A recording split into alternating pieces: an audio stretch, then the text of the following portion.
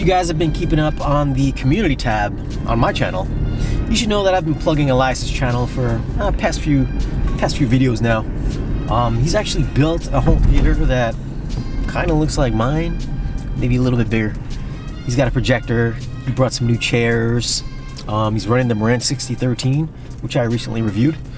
He's also got a pair of he's got an entire Definitive Technology surround sound system. And he recently picked up a pair of the Dolby Atmos toppers that sit on the top, and the Atmos sound effects. They're gonna bounce off the ceiling and come back at you.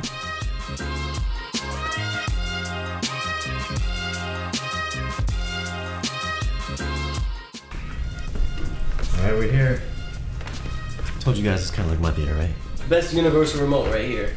All it needs to do is control receiver functions and it'll be all set, and projector functions, but otherwise the ability to do this, left, right, up, down, play, Siri, volume, minimalistic remotes like this will make...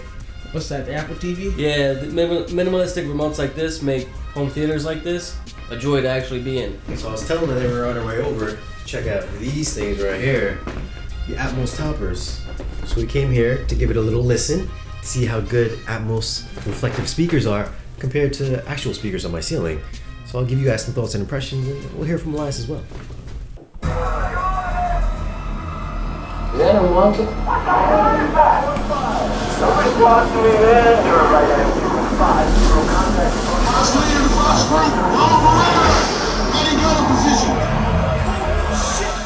There it is. We just listened to a bunch of scenes from some of my favorite movies. Kong Skull Island, everybody's favorite Blade Runner 2049. You guys should know at the beginning of Blade Runner 2049, there is that scene where your ship flies overhead, flies from back overhead, and I was a little skeptical, but I did hear some overhead sounds coming from these things. They're not quite as precise as having actual speakers like I have in my theater, but you do get the sensation that there's things coming overhead. And we also checked out the beginning portion of Kong Skull Island. The beginning where the logo comes in, you're gonna hear the planes flying left to right, zipping around overhead, and the dude's character, he falls out of the sky. I heard it. It sounded very good in the beginning in the front row seats here. Although when we moved over to the back row seats, that's when things kind of suffered, and I really didn't hear anything. So I'm thinking maybe you gotta have them pointed, you gotta have some Atmos modules in the back seat as well. Or maybe I was thinking, realistically, even when I used to hear these in the store, I didn't really hear much information in the height, unless it was forced, unless there was a piece of content that literally was sending all of its power to just those height channels. That's when I would hear it. And funny enough, no pun intended, the only time I ever heard something crazy like that was in Step Brothers. Is that Atmos? Yeah, well, if it is Atmos, they did the best, that's the best Atmos I've ever heard. When, I think, I never watched the whole movie. I know, it's 2018, I've never seen it. But whatever, I saw parts. And there's a part where they're fighting on a bed, and then one of them is upstairs or something, I don't know. But that's the best representation of Atmos I ever heard, if it is Atmos, in fact. Otherwise, though, like you said, Ryan Gosling's car in the beginning of Blade Runner sounded good overhead, and then Kong Skull Island when Kong is fighting those helicopters and stuff. I feel like you can't expect too much out of these, since they're on the top here. Well, I mean, they're reflective speakers, so it's better than not having anything like this. That's right. There's definitely better, you know. Yeah. Nah, better options, but that's for apartment space living where you can't run wires up to the ceiling. Yeah. That's a good compromise, and you do get the sensation that there's some stuff going up there. Overall, I think they do sound good. Like you said, you get the sensation that there's something up there. Like we were saying, Ryan Gosling's car in the beginning of Blade Runner sounded like it was up there, and then also in Kong Skull Island. Actually, not even when Kong is fighting the helicopters. Right at the beginning of the film, when there's like, it almost seems like an Atmos test when they're showing all the logos. Right in there, I started hearing everything like if I was in the cabin of an aircraft. That sounded really good. As far as everything else in the movie, it was like, yeah, there's a little ambient sound effects in there and whatnot, but that's just what it is. It's atmospheric, it's Atmos, ambience in a way. To me, like you said, better than not having anything. Yep. With the price I paid, I ain't mad. What'd you get? You got 2 pairs for the price of 1, right? Nah, I accidentally bought 2 pairs, thinking that they only sold them as a unit per box. Look at this box. It's kind of silly that I got the box, and I already got the other box going back in the car, but I looked at these because 2 of these boxes came in. I was like, alright, yeah, I got 2 Atmos speakers. Even on the box here, look what it says, if that GH5 could focus.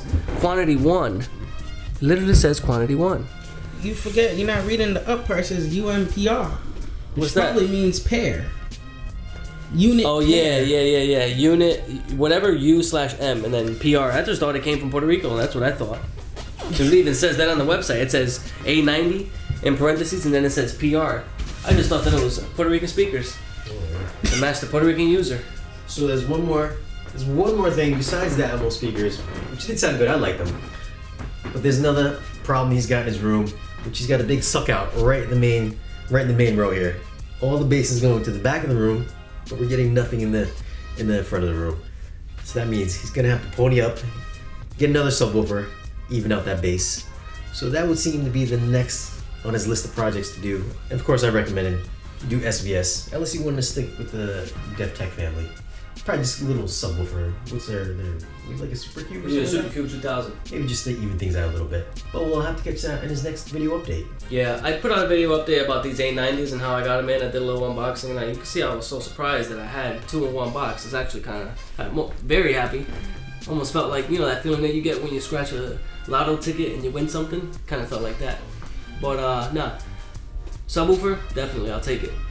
Probably the Super Cube 2000 if the SVS is too much. I got the room. Look, check that out.